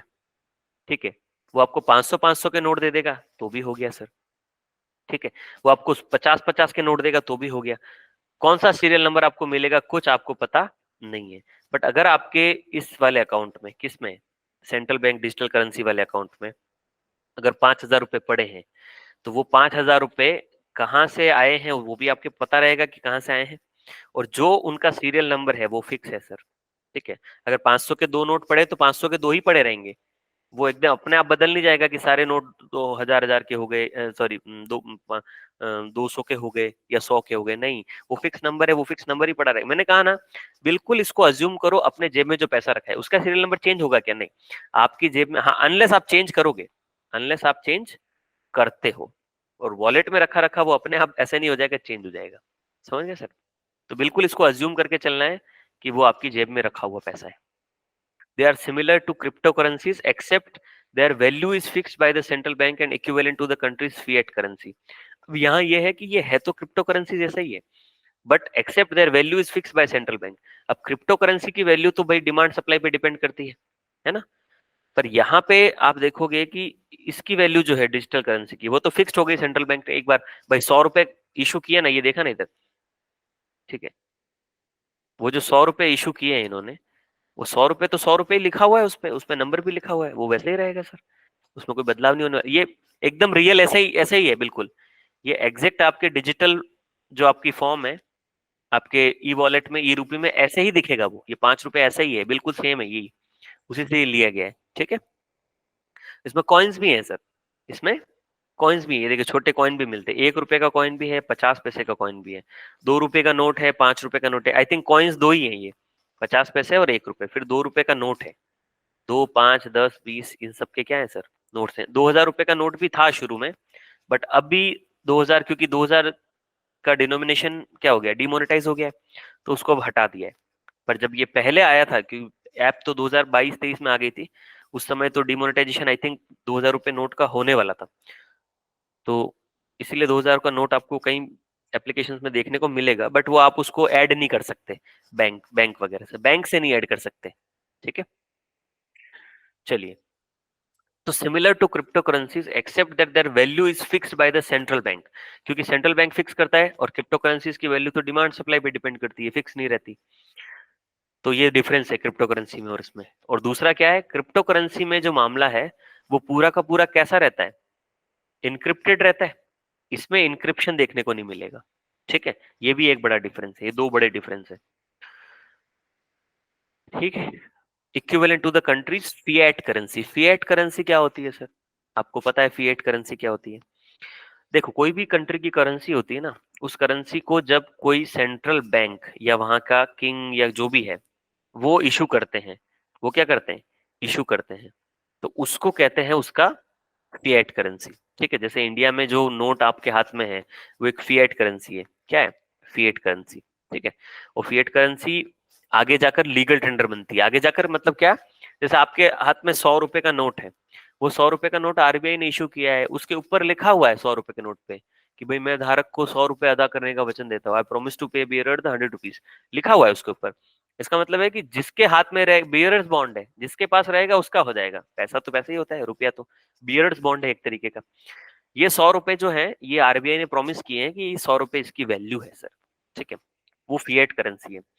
बट और वो फिएट करेंसी हो जाती है लीगल टेंडर। और लीगल टेंडर कब होती है? जब रिजर्व बैंक नोटिफाई करता है कि ये करेंसी जो है अब लीगल टेंडर है। सारी फिएट करेंसी लीगल टेंडर नहीं होती, ध्यान रखना। फिएट करेंसी तो वो है जो सेंट्रल बैंक इशू करता है या कोई राजा रानी इशू करते हैं, पर सारी की सारी जो फिएट करेंसी होती है वो लीगल टेंडर नहीं होती। लीगल टेंडर क्या होता है? लीगल टेंडर वो होता है कि आप उस मनी को किसी भी ट्रांजेक्शन के लिए यूज कर सकते हो और कोई आपको मना नहीं करेगा, वो होता है लीगल टेंडर। क्या होता है? Legal tender. तो फिएट करेंसी लीगल टेंडर बन जाती है अगर आरबीआई नोटिफाई करे। तो ऐसी भी कुछ फिएट करेंसी होती है जिनको आरबीआई ने इशू तो किया है या गवर्नमेंट ने इशू किया है, स्टिल वो क्या नहीं होती, लीगल टेंडर नहीं होती। ठीक है, और वो नॉर्मली आपको देखने को मिलता है जब आप कॉमोमरेटिव कॉइन्स या कॉमोमरेटिव नोट्स निकालते हो ना। जैसे आपने देखा होगा 100 रुपए का एक सिक्का निकाला था sir, I think Atal Bihari Vajpayee साहब की याद में निकाला था, मेमोरी में, I don't remember exactly, but 100 रुपए का सिक्का निकाला। अब 100 रुपए का सिक्का जो निकाला, उस 100 रुपए के सिक्के पे लिखा है सर कि भाई किसने निकाला, गवर्नमेंट ने निकाला, आरबीआई ने निकाला, मतलब सेंट्रल अथॉरिटी ने निकाला है वो। तो फिएट तो हो गया वो। ठीक है, करेंसी में भी कभी कभी नोट निकाल दिया किसी की याद में, बट वो फिएट तो है, बट वो लीगल टेंडर नहीं है क्योंकि उसको मार्केट सर्कुलेशन के लिए नहीं निकाला उन्होंने। उन्होंने सिर्फ किसी के कॉमेमोरेटिव, किसी की याद में बस निकाला है। ठीक है, तो लीगल टेंडर तो वो तब होगा जब वो मार्केट में सारे ट्रांजेक्शन्स के लिए क्या होगा सर, अलाउ होगा। ये क्लासरूम कोर्स में पढ़ाया गया है। ठीक है चलिए, तो ये equivalent to country's fiat currency. Fiat currency है सर जो आपके जेब में नोट रखा है उसी की इक्विवेलेंट है ये। In India the introduction of CBDC was announced in the union budget. Union budget में 22-23 में अनाउंस किया गया था सर। ठीक है, ये भी। हाँ, अब ये देखो, fiat money is the government issued currency that has no backing from a physical commodity like gold और सिल्वर। मतलब आप ये याद रखो, फिएट मनी की एक डेफिनेशन ये भी है कि एक तो गवर्नमेंट इशू कर रही है। गवर्नमेंट इशू करने का मतलब जो भी आपका अथॉरिटी है, गवर्नमेंट का मतलब ये नहीं कि गवर्नमेंट इशू करेगी, जो भी अथॉरिटी, जैसे इंडिया में आरबीआई अथॉरिटी है। ठीक है, तो आरबीआई इशू कर रहा है, गवर्नमेंट नहीं इशू करती, आरबीआई इशू करता है। तो government issued currency that has no backing from a physical commodity. देखिए पहले क्या होता था, पहले ना करेंसीज को ना किसी न किसी कमोडिटी के बेस पे उसको क्या किया जाता था, बैक किया जाता था। ठीक है, तो उसकी खुद की मतलब काइंड ऑफ ऐसा बोलोगे कि इंट्रिंसिक वैल्यू वाला कॉन्सेप्ट है इसमें। तो अगर आप मैं किसी करेंसी को किसी एक मटेरियल के साथ या मेटल के साथ या फिजिकल कमोडिटी के साथ बैक्ड कर दूंगा, तो मुझे ये पता चलेगा कि ये जो करेंसी है वो 1 किलोग्राम गोल्ड के बराबर है। ऐसा बोलते थे पहले, ऐसा होता था कि एक ये जो एक करेंसी है या फिर एक जो 100 रुपए का नोट है या 200 रुपए है या 500 रुपए है, उसको खुद की वैल्यू ना देकर उसको किसी न किसी फिजिकल कमोडिटी की बैकिंग दे देते थे। पहले होता था ऐसा, बट फिएट मनी में ऐसा नहीं होता। फिएट मनी में किसी भी तरीके की फिजिकल कमोडिटी की बैकिंग देना नहीं है, वो गवर्नमेंट इशू करती है और गवर्नमेंट खुद उसको क्या करती है, वैल्यू देती है कि इस 100 रुपीज है, 50 रुपए है या 500 रुपए। ठीक है, तो फिएट मनी में कोई भी फिजिकल कमोडिटी की बैकिंग नहीं होती है। It is considered a form of legal tender. अब फिएट मनी को एक लीगल टेंडर की तरह कंसिडर किया जाता है, पर लीगल टेंडर तब तक नहीं होता जब तक वो अलग से नोटिफाई करके उसको लीगल टेंडर ना बोले। ठीक है, बट मोस्टली सारी फिएट मनी मोर और लेस लीगल टेंडर होती ही है। ठीक है, बट अलग से नोटिफाई करना is compulsory, otherwise fiat money directly legal tender नहीं होगी। Considered a form of legal tender that can be used to exchange for goods and services. तो आप गुड्स एंड सर्विसेज के एक्सचेंज के लिए उसको यूज कर सकते हो कहीं भी जाके। ठीक है, that is your fiat money. ठीक है, अब देखो, अब ये वाला जो है इसको देखो, प्रेस इंफॉर्मेशन ब्यूरो पे आया है, तो सीबीडीसी के बारे में समझ लो। यहाँ पे सबसे पहला आता है lower cost of issuance of money and transaction. बहुत इंपॉर्टेंट है भाई, क्योंकि अब अगर आप सीबीडीसी पे आ गए तो इसको इशू करना कितना आसान है। एक होता है कि आरबीआई को मनी प्रिंट करके या मनी जो अवेलेबल है उसके पास, उसको मार्केट में पेनिट्रेट करवाना पड़ता है। ठीक है, मार्केट में पेनिट्रेट करवाना पड़ता है, तो लिक्विडिटी कम ज्यादा करने के लिए उनको ये मेहनत करनी पड़ती है। और अगर नए नोट जो हियर एंड टीयर हो रहे हैं तो न्यू नए नोट छाप के उनको निकालने पड़ते हैं। तो ऐसी कंडीशन में क्या होती है, उनकी कॉस्ट बढ़ जाती है। जो 4,000 करोड़ रुपए में ना कैश मैनेजमेंट कॉस्ट जो है अभी, वो कॉस्ट क्या हो जाएगी, सीबीडीटी से कम हो जाएगी। तो lower cost of issuance of money and transaction, तो सबसे पहला चीज तो ये हो गया। सेकंड उसका फायदा बता रहा है, holders need not have a bank account. सबसे इंपॉर्टेंट, ध्यान रखना, सीबीडीसी के लिए बैंक अकाउंट होना जरूरी नहीं है। प्रीलिम्स में क्वेश्चन आ सकता है, ध्यान रखना इसका। सीबीडीसी के लिए आपका बैंक अकाउंट होना कंपलसरी नहीं है सर। आप विदाउट बैंक अकाउंट भी क्या कर सकते हो, अपना ई वॉलेट निकाल के आप यूज कर सकते हो। ठीक है, फ्रीली कन्वर्टिबल अगेंस्ट कैश। अब कैश के साथ फ्रीली कन्वर्टिबल है क्योंकि वो डिजिटल कैश है सर। डिजिटल कैश है तो आप कहीं पर भी उसको क्या कर सकते हो, अगर इंटर ऑपरेबिलिटी आ जाएगी तो कहीं भी यूज कर पाओगे। और अभी आप जहां आपके पास वॉलेट वॉलेट है यूज कर पा रहे हो। और कैश के साथ इसकी कन्वर्टेबिलिटी भी है, मतलब कैश के साथ आप इसको क्या कर सकते हो, चेंज करवा सकते हो। ठीक है, आपने 100 रुपीज किसी को ट्रांसफर कर लिया, आप 2 50 50 के नोट ले लो, तो एक्सेप्टेबल है ना। आप अगर 100 रुपए उसके डिजिटल वॉलेट में ट्रांसफर कर दे रहे हो, वो आपको 2 50 50 के इन हैंड कैश दे दे रहा है, तो हुआ ना कन्वर्टेबल। ठीक है, तो कन्वर्टेबिलिटी भी है। Sovereign currency issued bye central bank, central bank issue कर रहा है सर, बिल्कुल सॉवरेन करेंसी है, जो करेंसी आप जेब में लेके घूम रहे हो वही वाली करेंसी है।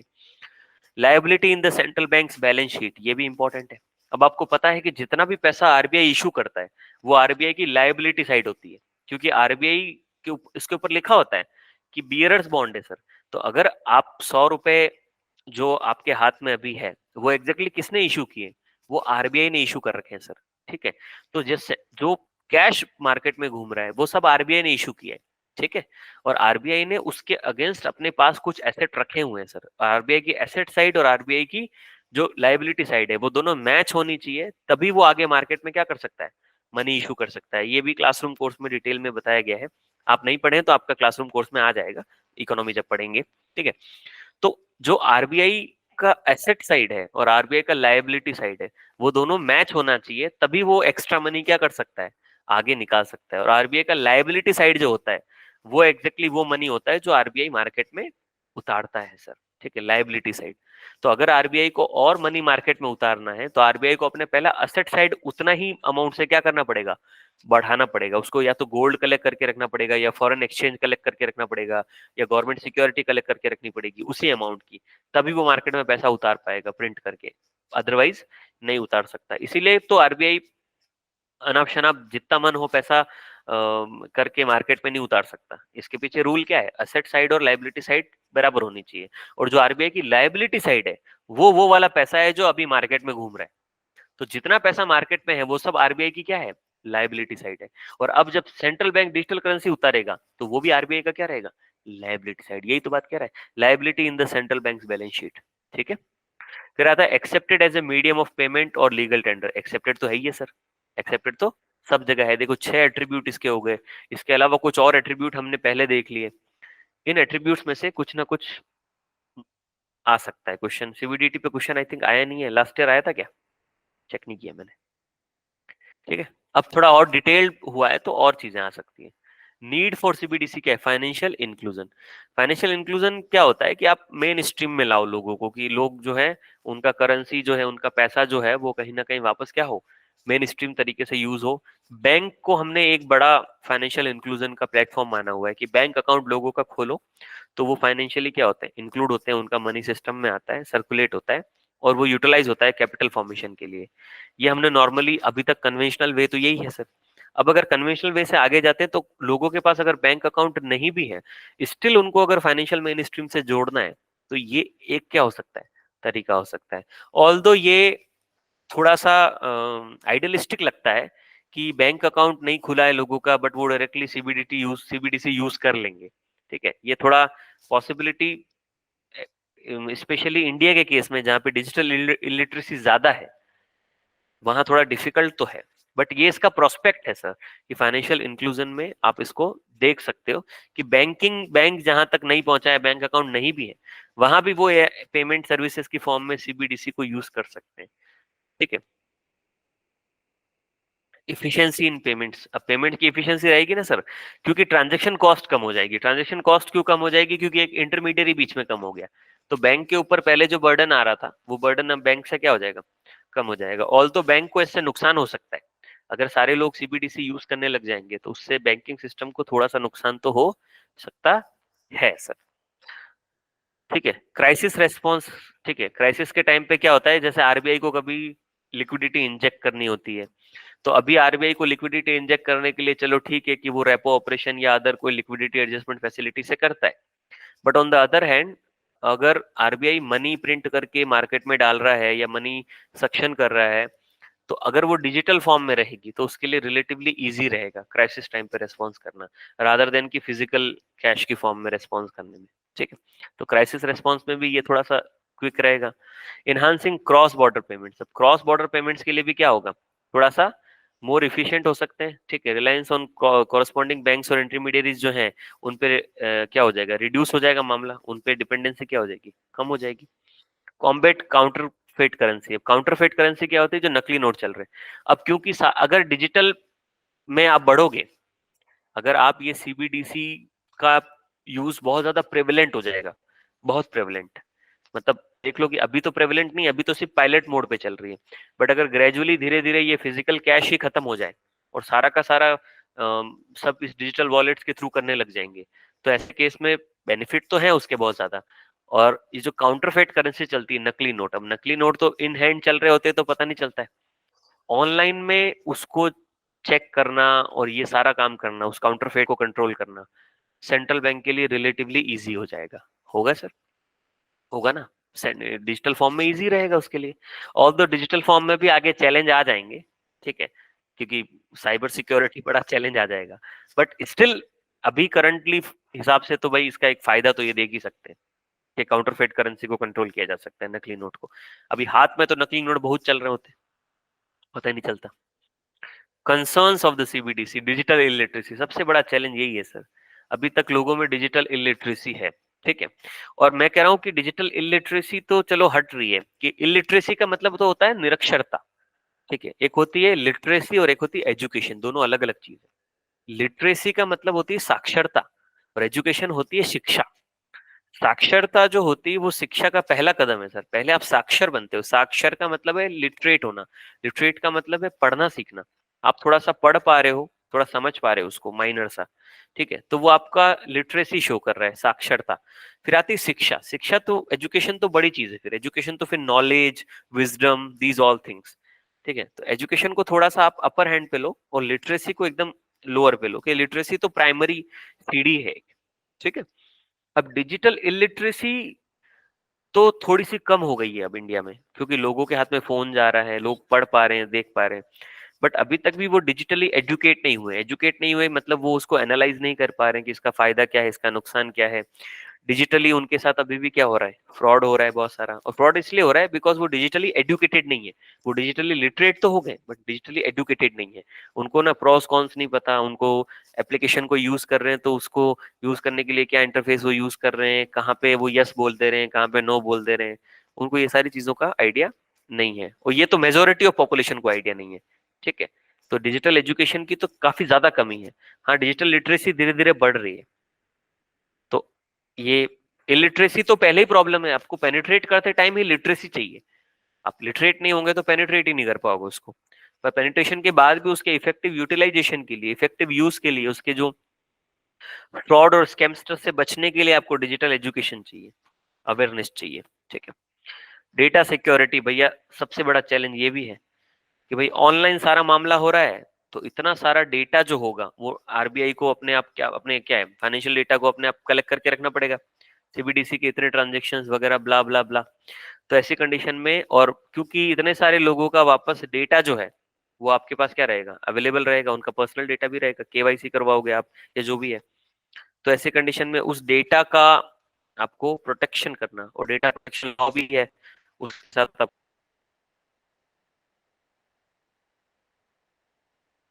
सिंक करना पड़ेगा।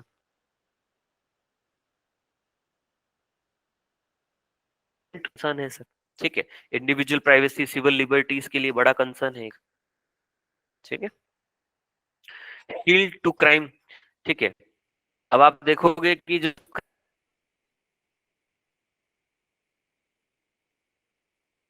क्राइम ना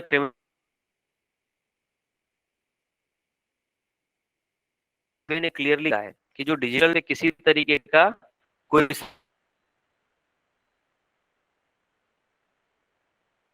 सर्विस,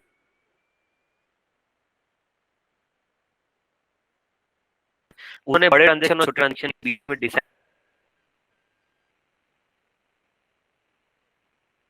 बैठा, उन्होंने कहा है कि बड़े ट्रांजेक्शन जो है उनका सर्विस रेगुलेट नहीं किया गया तो क्रिमिनल एक्टिविटी सारी इसी के थ्रू होने लग जाएगी। समझ रहे हैं सर, इससे इसी के थ्रू होने लग जाएगी सारा काम। ऑपरेशनल रिस्क है ही है सर, ठीक है। ग्लिचेस, टेक्निकल ग्लिचेस आ सकते हैं, फेलियर्स आ सकते हैं, एप्लीकेशंस को आपको हमेशा टाइम टू टाइम अपडेट करना पड़ेगा। इंक्लूजन इशू, ठीक है। डिजिटल टेक्नोलॉजी अगर अवेलेबल नहीं रहेगी सब जगह पे, इंटरनेट नहीं रहेगा, तो वापस उसको यूटिलाइज करने का वो फायदा नहीं रहेगा। लीगल अनसर्टेनिटीज है, ठीक है, क्योंकि अभी इवॉल्विंग है, अभी तो इवॉल्व हो रहा है, अभी बन रहा है, तो कुछ लीगल अनसर्टेनिटीज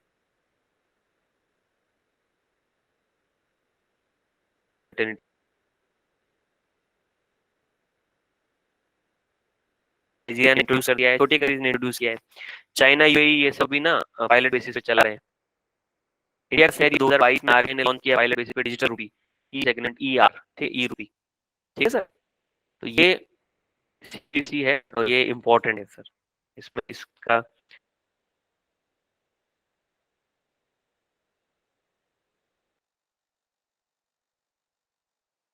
बड़े डिफरेंस आई थिंक पता चल गए हमको। To offer cloud storage service, cloud storage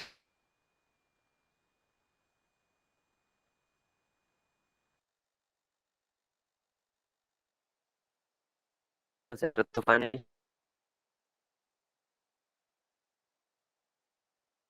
sector में जो भी काम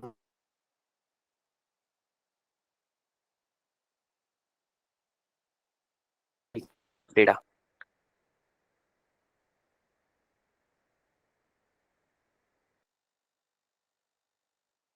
तो सोशल मीडिया जाइंट्स है, वहां पे आपको क्लाउड स्टोरेज मिलता है।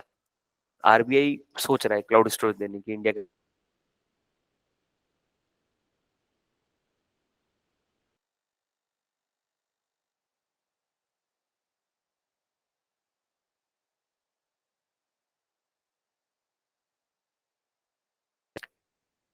द एम्बिशियस एम्स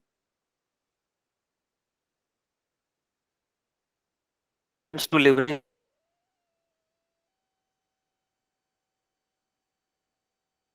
भी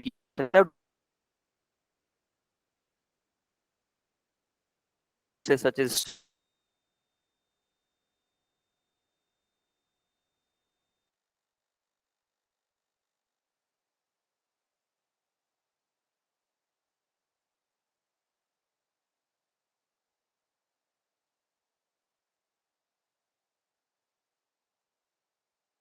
आपके कंप्यूटर में रहेगा और आप किसी अलग शहर में चलेगा और कंप्यूटर आपका किसी और शहर,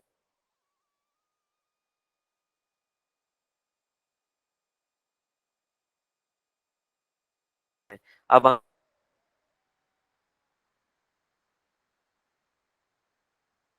ले जाओ, आपने ड्राइव ओपन किया, आपको सेम डेटा वापस मिल गया, तो आप वापस आगे काम कर सकते हो, ठीक है। ये बेसिक मैंने बताया। तो इसी हिसाब से जो फाइनेंशियल सेक्टर है उसको भी क्या है, अगर क्लाउड स्टोरेज मिलेगा तो उनकी जो एक जो नीड है इंफ्रास्ट्रक्चर की या ऑन साइट मैनेजमेंट की वहीं जाके करने की, वो एलिमिनेट कर दोगे, ठीक है। डिजिटल पब्लिक इंफ्रास्ट्रक्चर, इंडिया तो काम कर ही रहा है डिजिटल पब्लिक इंफ्रास्ट्रक्चर पे, ठीक है। डिजिटल पब्लिक इंफ्रास्ट्रक्चर जान रहे हैं ना सर क्या होता है, ठीक है, इंफ्रास्ट्रक्चर का पार्ट है।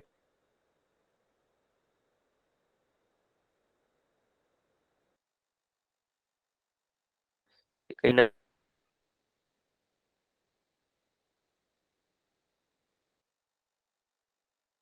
Data maintain by bank. सब बैंक्स के पास इतना डेटा रहता है, उसको मैनेज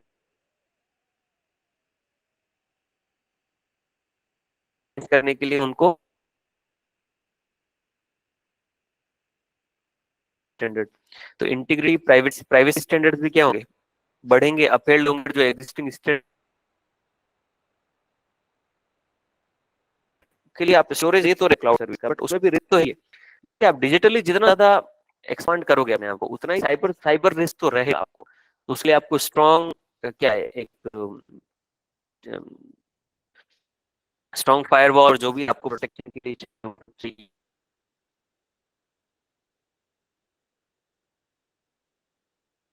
ये होगा sir.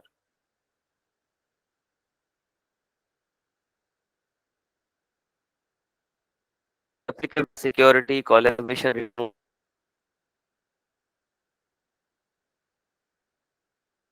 Market, time to market क्या होता है भाई, आपका क्लाउड स्टोरेज रहेगा तो आपको बेटर क्या मिलेगी, आपके पास स्पेस अवेलेबिलिटी मिलेगी, आपका टाइम टू न्यू इनोवेशन अगर कर रहे हो तो वो इनोवेशन जल्दी से क्या होगा, मार्केट में आएगा, उसका इंक्यूबेशन, वो उसका जो जेस्टेशन पीरियड थोड़ा कम कर सकते हो आप। डिजास्टर रिकवरी, बिजनेस कंटिन्यूटी, ये सब ठीक है, ये मैं कुछ बता नहीं सकता मैं, अब ये मेंस वाली चीजें हैं, ठीक है, फ्री के लिए नहीं है सर इसमें ज्यादा। चले आगे पढ़ना है सर कि हैवी हो गया आज? हेलो, जैसा बोलेंगे वैसा कर लेंगे। हेलो, सर कल कंटिन्यू करेंगे। गुड, मिश्रा जी की बात मान लेते हैं और हम कल कंटिन्यू करेंगे, इकोनॉमिक्स को कल कंप्लीट करेंगे, ठीक है, फिर हम फरवरी का स्टार्ट करेंगे। और कोई आपको डाउट होता पूछ सकते हैं सर।